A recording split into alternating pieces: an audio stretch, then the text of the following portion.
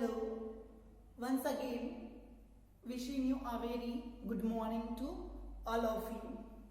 In the pediatric session, in the previous classes, we discussing about the unit number 5th, the heading, the nursing management of child disorders.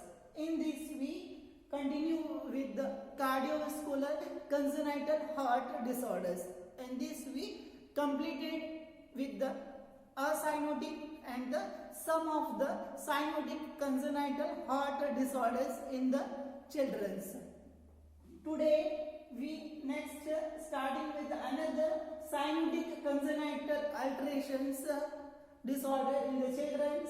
The heading is tricuspid atresia. ठीक है, the heading is we today going to be starting that is at the tricuspid atresia.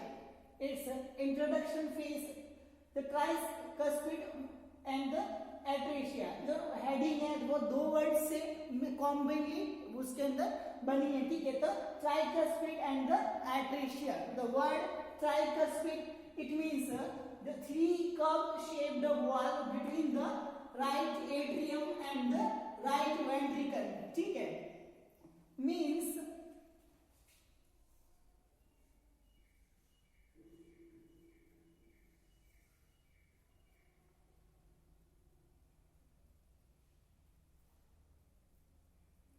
ये right atrium and right ventricle. ठीक है, तो right ventricle यहां से right atrium और right ventricle के. ठीक है, तो यहां से पूरी बॉडी का जो डीऑक्सीजनेटेड ब्लड होता है, ठीक है, तो उसको ड्रेन किया जाता है राइट एट्रियम के अंदर. राइट एट्रियम से आगे की तरफ वो फ्लो करता है, फ्लो डाउन करता है इन द राइट वेंट्रिकल के अंदर. ठीक है, तो इस राइट वेंट्रिकल से आगे की तरफ पल्मोनरी सर्कुलेशन के लिए ब्लड होता है वो जाता है. ठीक है, बट इस कंडीशन को साइनोटिक कंजेनिटल अल्ट्रेशन के अंदर हम डिस्कशन कर रहे हैं. ठीक है, तो इस कंडीशन के अंदर भी क्या होगा कि एनी हाउ कंडीशन के अंदर इसके अंदर बेबी के अंदर साइनोसिस वाली कंडीशंस होती है वो अराइज हो जाती है. ठीक है, तो इसके मतलब द ट्राइकुस्पिड मींस ये एक तीन जो कप शेप का जो एक वॉल होता है. ठीक है, मींस जो तीन कप के शेप का जैसा एक जो वॉल होता है जो उसको हम ट्राइकुस्पिड वॉल के नाम से जाना जाता है. ठीक है, तो word tricuspid it means three cup shaped wall between the right atrium and right ventricle. ठीक है, मीन्स जो तीन कप शेप का एक जो वॉल होता है. ठीक है, किन किन के बीच के अंदर right atrium and the right ventricle. ठीक है, तो इन दोनों के बीच में जो वॉल अवेलेबल रहता है उसका अपीयरेंस तीन कप शेप का होता है. ठीक है, तो ट्राई मतलब तीन, कस्पिड मतलब कप शेप का. ठीक है, तो try cuspid it means try मतलब तीन और कस्पिड इट मींस तीन कप के शेप का जो वॉल. ठीक है, right atrium and right ventricle के बीच के अंदर होता है. ठीक है, then next second heading that is the atresia. It means the absence or the abnormal opening pathway. ठीक है, means atresia का मतलब ये होता है कि कोई ऐसे ट्यूबुलर जो रास्ता होता है. ठीक है, मतलब जिसका एक जो पाथवे होता है मतलब एक जो रास्ता. ठीक है, या तो फिर उसका जो रास्ता होता है वो पूरी तरह उसके अंदर एब्सेंट हो. ठीक है, या फिर वो ऑब्स्ट्रक्टेड हो. ठीक है, वो नैरो हो जाए, मतलब जो जितना चौड़ाई के अंदर होना चाहिए इतना नहीं वो सिकुड़ने लग जाए. ठीक है, मतलब उसकी जो चौड़ाई है वो कम हो जाए. ठीक है, उसको नैरो हो जाए. ठीक है, तो उस कंडीशन को एट्रेशिया बोलते हैं. ठीक है, या तो फिर वो पूरी तरह से पाथवे वो ब्लॉक हो. ठीक है, या फिर उसकी जगह के ऊपर एब्सेंस हो या फिर वो थोड़ा बहुत नैरो हो गया हो. ठीक है, तो तीन कंडीशंस दिखाई देती है. ठीक है, it may be absence, it may be obstructed, it may be narrowed. That's termed known as atresia. The word atresia it means any tubular structure, मतलब ट्यूब वाला स्ट्रक्चर या फिर जो पोर्शन होता है. ठीक है, तो कोई भी पोर्शन का एब्सेंस होना, या तो फिर अब्नॉर्मल उसके ओपनिंग पाथवे, मतलब या तो फिर वो ऑब्स्ट्रक्टेड रहेगा, नैरो रहेगा, या फिर टोटली एब्सेंट रह सकता है। तो इस कंडीशन को एट्रेशिया बोलते हैं, ठीक है। पर इस कंडीशन के अंदर एट्रेशिया किसका होगा? ट्राइकस्पिड वॉल, जो 3 कर्व शेप का जो वॉल है, ठीक है, जो वॉल ट्राइकस्पिड वॉल के नाम से जाना जाता है, ठीक है, उस वॉल का एट्रेशिया इस जगह पे होता है, ठीक है। तो so it is under congenital cyanotic heart disorders, means tricuspid atresia, it is also a congenital cyanotic heart disorder as characterized by, ठीक है, मतलब इसके अंदर कौन कौन से लक्षण अवेलेबल रहते हैं, ठीक है। तो इसके अंदर क्या होता है? इट्स कैरेक्टराइज्ड बाय एब्सेंस, या तो फिर इसके अंदर एब्सेंस या फिर नैरो ऑब्स्ट्रक्टेड कनेक्शन, ठीक है, मतलब ऑब्स्ट्रक्टेड कनेक्शन रहेगा पाथवे बिटवीन, मतलब किन किन के बीच के अंदर, right atrium and the right ventricle, ठीक है। मींस ये एक टाइप की साइनोटिक टाइप की कंजेनाइटल हार्ट डिसऑर्डर है, जिसके अंदर क्या होता है, या तो फिर वो एब्सेंस या फिर थोड़ा चौड़ाई के अंदर कम, मतलब जो सिकुड़न उसके अंदर रहती है, एंड द ऑब्स्ट्रक्शन कनेक्शन, ठीक है, मतलब जो ऑब्स्ट्रक्टेड उसका जो कनेक्शन होता है, वो उसका जो रास्ता, वो पाथवे ऑब्स्ट्रक्टेड रहता है बिटवीन, मतलब किन किन के बीच के कनेक्शन का, right atrium and the right ventricle, ठीक है, due to the absent of the wall, ठीक है, मतलब जो ट्राइकस्पिड वॉल होता है उसका एब्सेंस होने की वजह से, ठीक है। तो इसी कंडीशन को हम ट्राइकस्पिड एट्रेशिया के नाम से जाना जाता है, ठीक है। मींस इसके अंदर राइट एट्रियम से राइट वेंट्रिकल के अंदर जो ब्लड आता है, वो इसका वॉल का एब्सेंट होने की वजह से जो ब्लड है, ठीक है, वो राइट एट्रियम के अंदर ही रहेगा, ठीक है, आगे राइट वेंट्रिकल के अंदर नहीं आ पाएगा। तो नहीं आएगा तो राइट वेंट्रिकल से वापस जो डीऑक्सीजनेटेड ब्लड होता है वो पल्मोनरी सर्कुलेशन के लिए नहीं जा पाएगा, ठीक है, और पल्मोनरी सर्कुलेशन तक नहीं जा पाएगा तो हमारी पूरी बॉडी के अंदर ऑक्सीजनेटेड ब्लड होता है वो नहीं मिल पाएगा, ठीक है। तो इनडायरेक्टली क्या होगा? साइनोसिस वाली कंडीशन, ठीक है। और अभी हम यही पढ़ रहे हैं साइनोटिक कंजेनाइटल हार्ट डिसऑर्डर्स, ठीक है, मींस एनी हाउ कंडीशन के अंदर हार्ट के अंदर कुछ भी प्रॉब्लम हो तो साइनोसिस वाली कंडीशन लीड्स हो जाती है, ठीक है। तो इनडायरेक्टली इसके अंदर राइट एट्रियम से नॉर्मल मैकेनिज्म एक बार आप देखिए कि नॉर्मल मैकेनिज्म में क्या होता है, तो superior vena cava, inferior vena cava, ये सब जो पूरी बॉडी का जो डीऑक्सीजनेटेड ब्लड होता है वो फिल्टर करवाने के लिए लेके आती है राइट एट्रियम तक, ठीक है। तो राइट एट्रियम से जो वेना कावा होती है वो जो ब्लड को ड्रेन करती है राइट एट्रियम के अंदर, ठीक है। राइट एट्रियम से फिर वॉल के द्वारा कनेक्शन होता है राइट वेंट्रिकल के द्वारा, ठीक है। राइट वेंट्रिकल का कनेक्शन होता है जो पल्मोनरी वॉल से पल्मोनरी आर्टरी तक, ठीक है। पल्मोनरी आर्टरी उसी डीऑक्सीजनेटेड ब्लड को लंग्स तक लेके जाती है, लंग्स में वापस पल्मोनरी वेन होती है वो उसको लेफ्ट एट्रियम के अंदर इसको ड्रेन करती है, फिर वहां से राइट वेंट्रिकल जो लेफ्ट वेंट्रिकल के अंदर, लेफ्ट वेंट्रिकल से एरोटा के अंदर, ठीक है, एरोटा से फिर वापस हमारी पूरी बॉडी के अंदर सर्कुलेट होता है। ये नॉर्मल मैकेनिज्म होता है। बट इसके अंदर स्टार्टिंग से ही जब डीऑक्सीजनेटेड ब्लड ड्रेन किया जाएगा उसके बाद में आगे तो जा ही नहीं पाएगा, क्योंकि उसका रास्ता है वो या तो एब्सेंस है, मतलब जाने का जो रास्ता है वो पूरा ब्लॉक हो रखा है, ठीक है, या फिर वो ऑब्स्ट्रक्टेड है, ठीक है, जितना रास्ता होना चाहिए इतना अवेलेबल नहीं है, तो थोड़ा बहुत भी ब्लड नहीं जा पा रहा है, ठीक है। तो इनडायरेक्टली इस कंडीशन के अंदर भी साइनोसिस कंडीशन अराइज हो सकती है, ठीक है। तो is all about the introduction of the what is the meaning of the tricuspid atresia. Okay, then next after the introduction phase of the tricuspid atresia, then next one the etiological factors that may leads the condition of tricuspid atresia, ठीक है।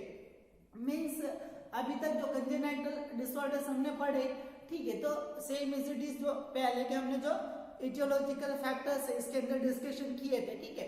तो same as it is आपको इनके अंदर भी included करने हैं, ठीक है। इसी के अंदर भी जो एक्चुअल कॉज है वो अभी तक अनआइडेंटिफाइड है कि इसका एग्जैक्ट कॉज क्या हो सकता है, तो अभी तक आइडेंटिफाई नहीं किया गया।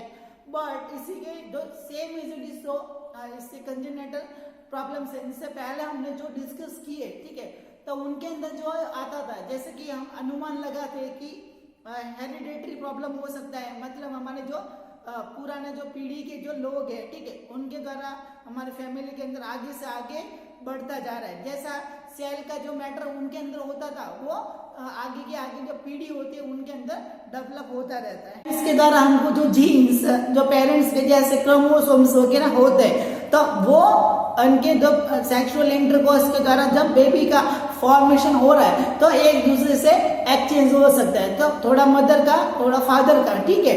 तो इस प्रोसेस के द्वारा भी ये प्रॉब्लम अल्टरेशन यदि हो तो ऑर्गन का फॉर्मेशन अबनॉर्मल तरीके से हो सकता है, ठीक है।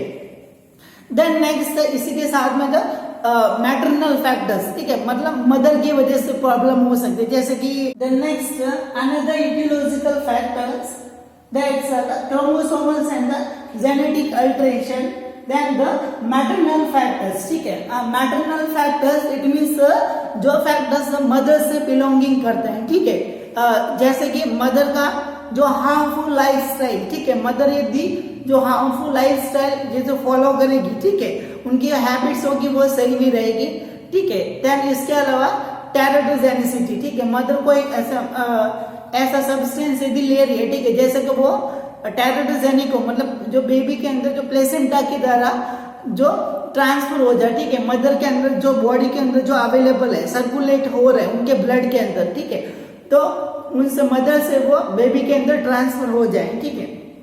देन नेक्स्ट इसके अलावा मैटरनल जो इन्फेक्शंस वगैरह होते हैं, ठीक है, तो वो मदर के द्वारा वो बेबी के अंदर ट्रांसफर हो सकते हैं, ठीक है। या फिर उस डिजीज के होने की वजह से चिल्ड्रंस के अंदर बहुत सारी जो प्रॉब्लम्स होती है वो उसके अंदर अराइज हो सकती है, ठीक है। Then next mother exposure to the radiation, ठीक है, मतलब जब प्रेगनेंसी का टाइम पीरियड होता है, ठीक है, बेबी का ऑर्गन का फॉर्मेशन हो रहा है, ठीक है, तो उस टाइम पे क्या होगा, ज्यादा से ज्यादा, ठीक है, जो मदर के अंदर कुछ प्रॉब्लम होने की वजह से उसको ज्यादा से ज्यादा रेडिएशन के कांटेक्ट में अंदर लाया जाएगा, ठीक है। तो इसकी वजह से भी उसके अंदर जब ऑर्गन बनेंगे तो रेडिएशन का उसके ऊपर कॉम्प्लिकेशन मतलब उसका साइड इफेक्ट होगा, ठीक है। तो इसकी वजह से बहुत सारे जो अबनॉर्मल जो कंजेनिटल प्रॉब्लम्स है वो होने का चांस हो सकता है, ठीक है, क्योंकि ये वाले जो रीजंस है वो ऑलरेडी जो पहले जो चिल्ड्रंस बहुत सारे जो कंजेनिटल प्रॉब्लम से साथ में बर्थ लिया है, ठीक है, तो उनके अंदर ये जो फैक्टर है, ठीक है, आपके जो सामने बताए वो उनके अंदर कुछ ना कुछ अवेलेबल होंगे तभी हम इनका अनुमान लगा सकते हैं, ठीक है। तो these are the factors which may leads the condition of tricuspid atresia. Okay, then next after the tricuspid atresia, its introduction phase and the etiological factor discussed. Then next pathophysiology, ठीक है, मीन्स ऐसा जो baby जिसके अंदर जो tricuspid atresia के साथ में उसका बर्थ हुआ है, ठीक है, तो उसके अंदर जो क्या मैकेनिज्म रहता है, ठीक है, सर्कुलेशन का क्या मैकेनिज्म रहता है कि ये ट्राइकस्पिड एट्रेसिया होता है तो नॉर्मली उसके अंदर क्या जो एक्टिविटीज जो प्रोसेस उसके अंदर होगा, ठीक है, तो उनसे रिलेटेड हम डिस्कशन करते हैं, ठीक है।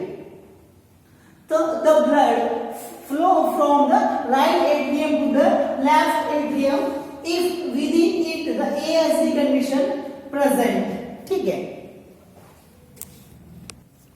It means कि इस the blood flow from the right atrium to the left atrium, ठीक है, means इस ट्राइकस्पिड एट्रेसिया वाली कंडीशन के साथ साथ में, ठीक है, इसी के अंदर यदि जो ASD जो एट्रियल सेप्टल डिफेक्ट मीन्स जो दोनों जो राइट एट्रियम और लेफ्ट एट्रियम के बीच में यदि जो अबनॉर्मल जो ओपनिंग वाली जो कंडीशंस होती है ASD कंडीशन, वो यदि इसके साथ में यदि अवेलेबल रहती है, ठीक है, तो यदि वेना कावा के द्वारा डीऑक्सीजनेटेड ब्लड इसके अंदर राइट एट्रियम और राइट वेंट्रिकल के बीच में कनेक्शन नहीं होने की वजह से भी ब्लड होता है वो आगे पहुंचेगा, ठीक है, आगे फ्लो करेगा डायरेक्टली बिना फिल्टर्ड हुए ही, जो ऑक्सीजनेटेड बिना हुए ही वो डायरेक्टली लेफ्ट एट्रियम के अंदर चला जाएगा, ठीक है। वो कब जाएगा?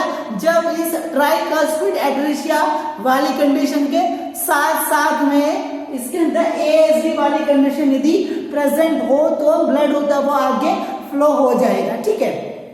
वरना इसके ये सब नहीं होगा, ASD वाली कंडीशन इसके अंदर नहीं होगी तो वो ब्लड का क्या होगा, ठीक है। तो इसके अंदर if there is no any connection to flow एड, ठीक है, मींस जो कोई कनेक्शन नहीं है, जैसे कि ये जो ASD वाली कंडीशन है वो भी अवेलेबल नहीं है, ठीक है, इसके अंदर जो सेप्टम है पूरा क्लोज है, ठीक है, और इसके अंदर आगे जाने के लिए जो वॉल्व होता है, ठीक है, मींस ये पोर्टल वेल, ठीक है, जो सबसे जो वेल बड़ी होती है, ठीक है, वो हमारी लंग्स वाला पोर्शन, इंटेस्टाइन वाला पोर्शन, ठीक है, एब्डोमिनल जो गैस्ट्रिक आर्टरी वगैरह होती है, उन सब से जो डीऑक्सीजनेटेड ब्लड होती है वो पोर्टल वेन के द्वारा जो वेना कावा के अंदर ड्रेन किया जाता है और वेना कावा उसी डीऑक्सीजनेटेड ब्लड को राइट एट्रियम के अंदर छोड़ती है, ठीक है। बट इस कंडीशन के अंदर जो राइट एट्रियम राइट वेंट्रिकल के अंदर कनेक्शन नहीं है, जो हम कंडीशन पढ़ रहे हैं, ठीक है, तो इसके अंदर there is no any connection to the fluoride deoxygenated blood, ठीक है, which drain by the vena cava, means जो इसके अंदर कोई भी कनेक्शन नहीं रहेगा जिसके द्वारा जो डीऑक्सीजनेटेड ब्लड जो वेना कावा के द्वारा ड्रेन किया गया है राइट एट्रियम के अंदर, ठीक है, if the valve is absent और नैरो, ठीक है, और यदि उसके अंदर वॉल्व या वो एब्सेंट रहेगा या फिर नैरो रहेगा, ठीक है, तो वेना कावा के द्वारा जो डीऑक्सीजनेटेड ब्लड वो उसके अंदर ड्रेन किया गया है, ठीक है, तो उसके अंदर कोई कनेक्शन वगैरह नहीं होगा तो वो आगे फ्लो नहीं कर पाएगा, ठीक है। इसके आगे क्या होगा?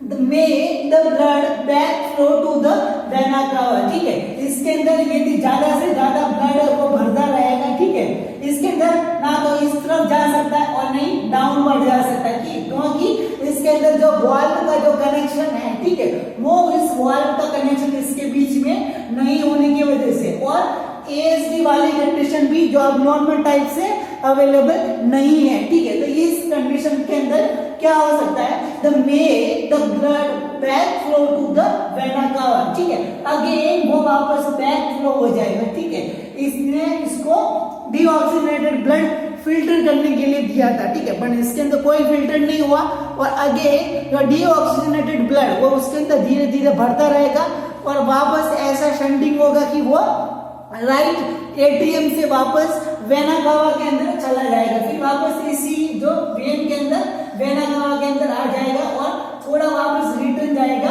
पोर्टल वेन के अंदर, ठीक है, तो वापस उसका बैक फ्लो हो जाएगा, ठीक है, मतलब वापस जहां से उसको ड्रेन किया गया था उसी के अंदर वापस चला जाएगा, ठीक है।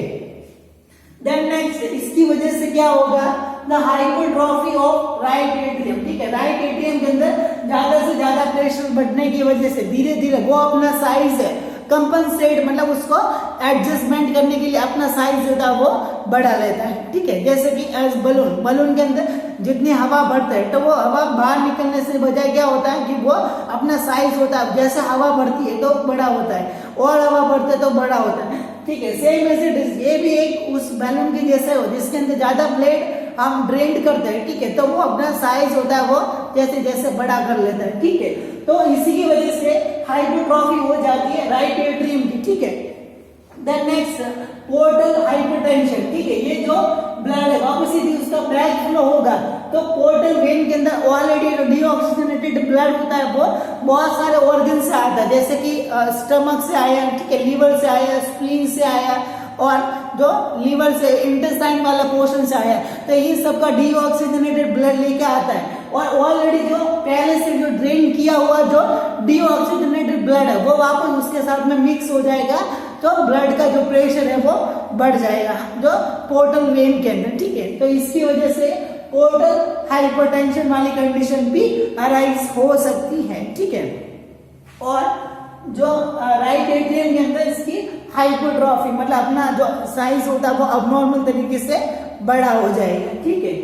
तो बेबी जिसके अंदर ट्राइकस्पिड एट्रेसिया वाली कंडीशन यदि होगी तो इसके अंदर ये उसका सर्कुलेशन का मैकेनिज्म रहेगा, ठीक है, कि ये सारा इवेंट्स होता है प्रोसेस इसके अंदर उस बेबी के अंदर अवेलेबल रहता है, ठीक है। It's all about the pathophysiology of the tricuspid atresia.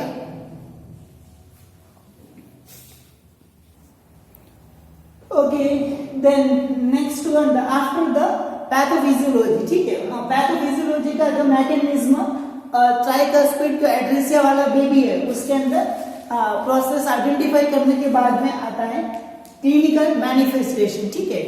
Means जो बेबी है, ठीक है, तो उसके अंदर ट्राइकस्पिड एट्रेसिया वाली कंडीशन मानो अवेलेबल है तो उसके अंदर जो सिम्टम्स कौन कौन से आएंगे, ठीक है, कि इस बेबी को हमको पता लगाना है कि उसके अंदर ये प्रॉब्लम होगी, ठीक है, चिल्ड्रंस के अंदर। तो बेसिकली जो हम साइनोटिक कंजेनाइटल अल्ट्रेशन पढ़ रहे हैं, ठीक है, और ये तो बहुत ही सीवियर टाइप की जो कॉमनली होने वाले जो प्रॉब्लम है, ठीक है, इसके अंदर तो एनी हाउ कंडीशन के अंदर ब्लड जा ही नहीं पा रहा है, ठीक है, फिल्टर होने के लिए नहीं जा पा रहा है, ठीक है। तो सीवियर साइनोसिस मतलब बहुत ही सीवियर टाइप की साइनोसिस वाली कंडीशन इसके अंदर होगी, ठीक है। रेस्पिरेटरी डिस्ट्रेस, ठीक है, रेस्पिरेटरी डिस्ट्रेस इसलिए होगा क्योंकि वेंट्रिकल से राइट वेंट्रिकल से दो और राइट एट्रियम के द्वारा जो पल्मोनरी आर्टरी के अंदर जो ऑक्सीजनेटेड तो क्या डीऑक्सीजनेटेड ब्लड कुछ भी आ नहीं रहा है, ठीक है। तो धीरे धीरे क्या होगा कि ऑटोमेटिकली जो पल्मोनरी का फंक्शन होगा वो धीरे धीरे अच्छे से नहीं हो पाएगा, ठीक है। तो इनडायरेक्ट जो रेस्पिरेटरी जो ऑर्गन्स होते हैं उनके अंदर एक्टिविटी अच्छे से नहीं हो पाएगी, ठीक है। तो रेस्पिरेटरी डिस्ट्रेस हो सकता है, ठीक है। देन नेक्स्ट हाइपोक्सिक स्पेल्स, ठीक है। हाइपोक्सिक स्पेल्स का मतलब कि जैसे जैसे हमारे सेल्स के अंदर थोड़ी बहुत एनर्जी वो जनरेट होती है, ठीक है, प्रेगनेंसी के टाइम पे मदर का सर्कुलेशन तो उसके अंदर ब्लड सप्लाई होती थी, ठीक है।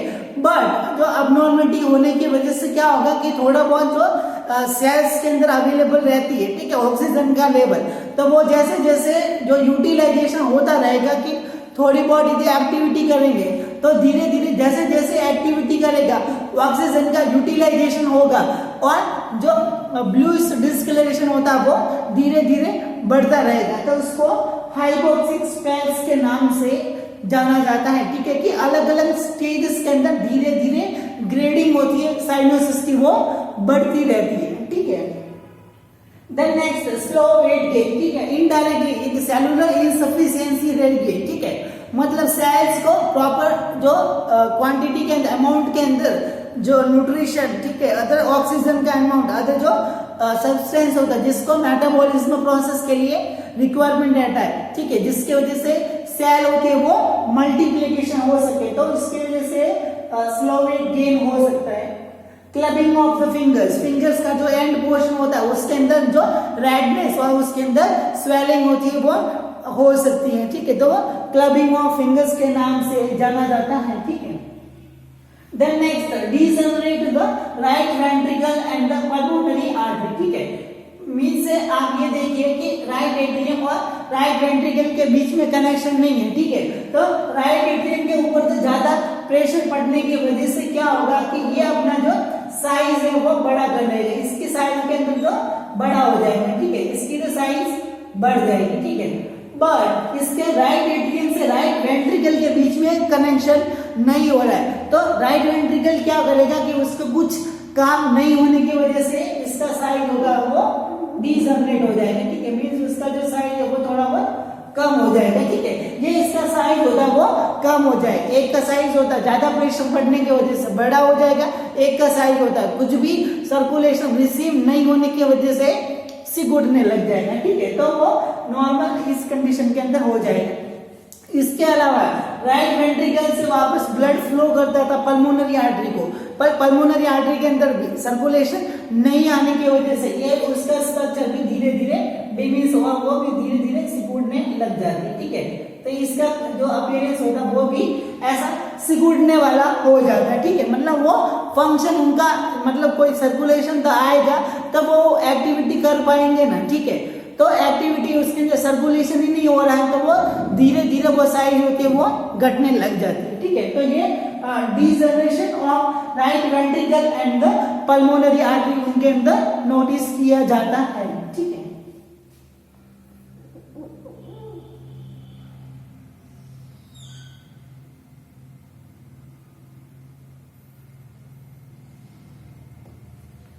देन नेक्स्ट इसी के साथ में कोएगुलेशन अबनॉर्मलिटीज। ठीक है, मींस ब्लड क्लॉटिंग वाली जो अबनॉर्मलिटीज होती है वो उसके अंदर डेवलप होने का चांस हो सकता है। ठीक है, then next left ventricular hypertrophy. ठीक है, इसके अंदर एक जो कंडीशन नोटिस की जाती है बड़ी सोचने वाली बात है। ठीक है, कि इस स्ट्रक्चर के अंदर आप देखिए कि जो ये ट्राइकस्पिड जो वॉल है, ठीक है, इस वॉल के अंदर ऐसा हो रहा है कि ये जो वॉल है पूरी प्रेजेंट तो है बट उसका जो ओपनिंग है वो बहुत ही छोटी है। ठीक है, तो उस छोटी ओपनिंग के अंदर क्या होगा कि थोड़ा बहुत तो एक बूंद बूंद के जैसा जो टिप्पा टिप्पा करके उसके अंदर ब्लड होता है वो आ रहा है। ठीक है, और इसके अंदर क्या हो रहा है कि जो ये राइट वेंट्रिकल से वापस लेफ्ट वेंट्रिकल के बीच में एक अबनॉर्मल जो वेंट्रिकुलर सेप्टल डिफेक्ट वाली कंडीशन वो भी इसके अंदर अवेलेबल है।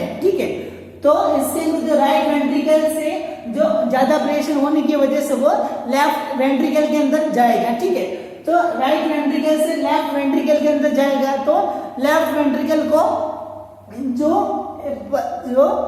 ऑर्गन से होता है, ठीक है, मतलब जिनके अंदर जो पल्मोनरी आर्टरी को भी सर्कुलेशन देना पड़ेगा और एरोटाम को भी सर्कुलेशन देना पड़ेगा। ठीक है, तो इसकी वजह से थोड़े से कम ब्लड को वो ज्यादा उसको पंपिंग करना पड़ेगा। ठीक है, तो इसकी वजह से जो लेफ्ट वेंट्रिकल है उसके अंदर हाइपरट्रॉफी हो जाती है, मतलब वो इनडायरेक्टली उसका साइज होता है वो बढ़ जाता है ज्यादा एक्टिविटी करने की वजह से। ठीक है, okay, so these are about the clinical manifestation can be noticed in the tricuspid atresia condition। ठीक है, इसी के अंदर सीवियर साइनोसिस वाली कंडीशन, रेस्पिरेटरी डिस्ट्रेस और हाइपोक्सिक स्पेल्स।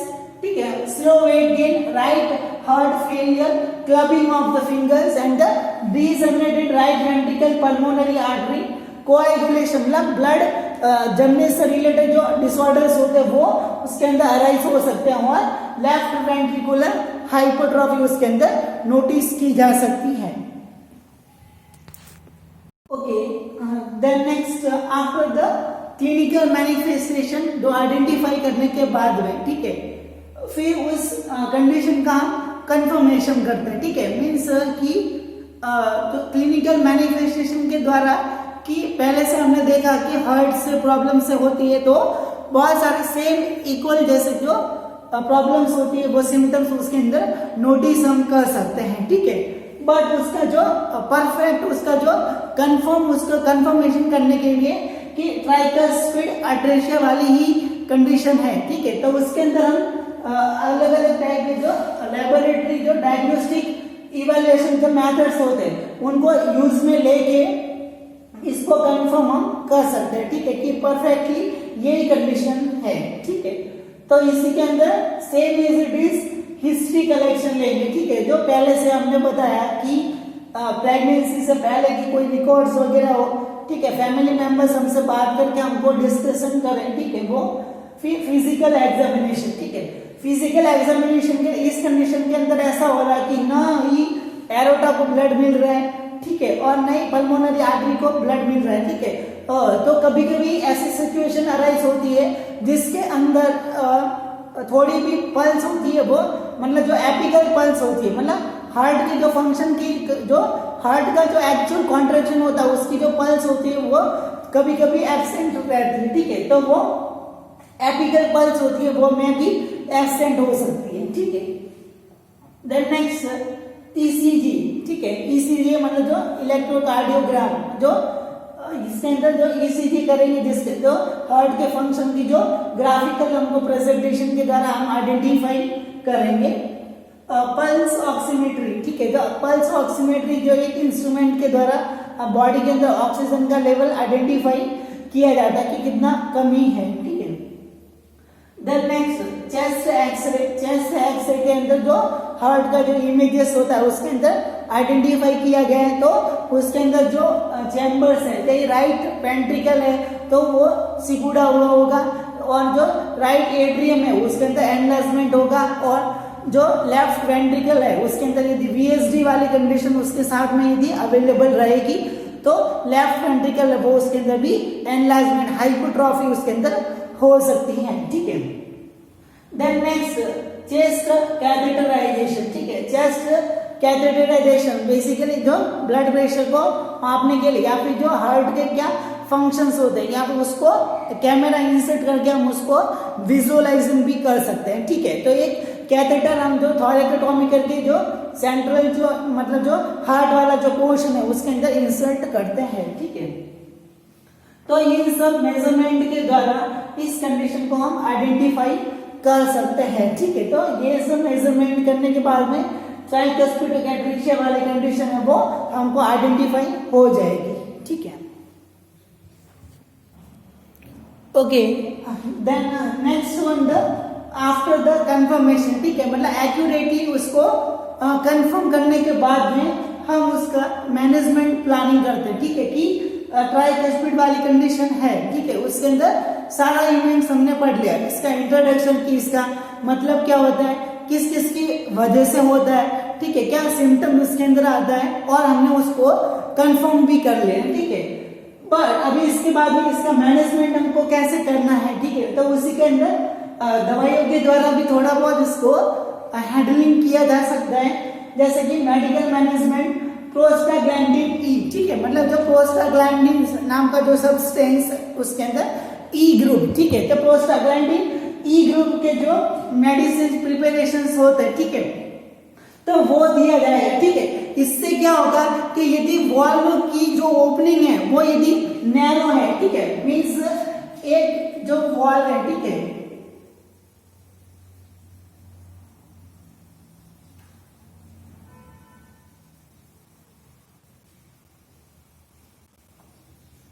एक तो पूरा ब्लॉक है, ठीक है, मींस ये एकदम पूरा ब्लॉक होगा,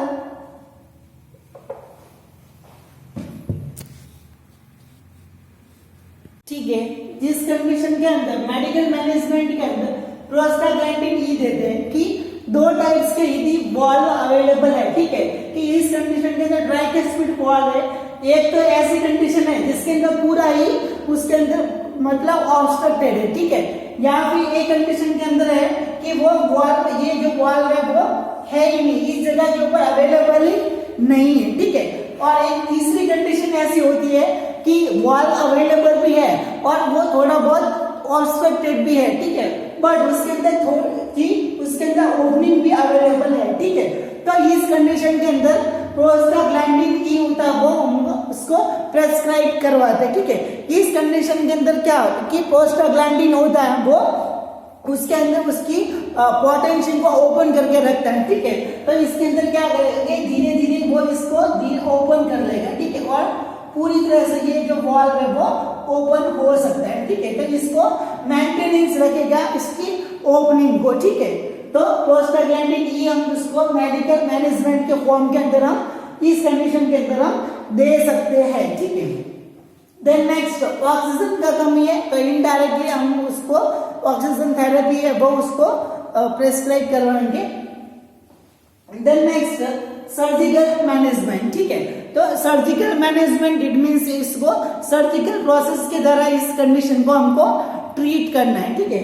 तो इसी के अंदर सर्जिकल मेजर्स हम अप्लाई करेंगे, वाल्व करेक्शन, ठीक है, मींस एक ये वाल्व है, ठीक है, इसके अंदर ब्लॉकेज है, ठीक है, या फिर इसके अंदर वाल्व प्रेजेंट ही नहीं है, ठीक है, वाल्व यदि है उसके अंदर कनेक्शन नहीं है पूरी तरह से, ठीक है। तो इसके अंदर क्या करेंगे कि आर्टिफिशियल जो नॉर्मल जो वाल्व होता है, ठीक है, जो 3 कप शेप का जो वाल्व होता है वो इसके अंदर हम ट्रांसफर कर देंगे, ठीक है। जो आर्टिफिशियली जो बना है जो वॉल्व है वो इसके अंदर हम ट्रांसफर कर देंगे, तो ये प्रॉब्लम है वो करेक्ट हो सकती है, ठीक है। तो ये वॉल्व करेक्शन जो सर्जरी वो इसके अंदर की जाएगी।